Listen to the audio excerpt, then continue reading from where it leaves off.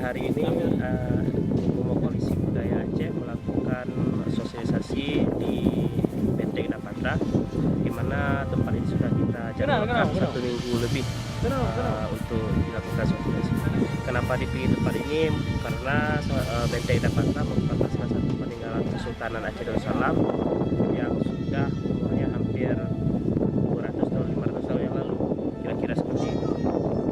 Hari ini semoga apa yang kita impikan untuk sebuah pergub Gubernur Aceh mudah-mudahan bisa terwujud. Assalamualaikum warahmatullahi wabarakatuh. Kita sekarang berdiri di Benteng Dapatra, sejarah kuno yang bahkan sebelum Aceh Darussalam. Insya Allah sebentar lagi kita akan memahami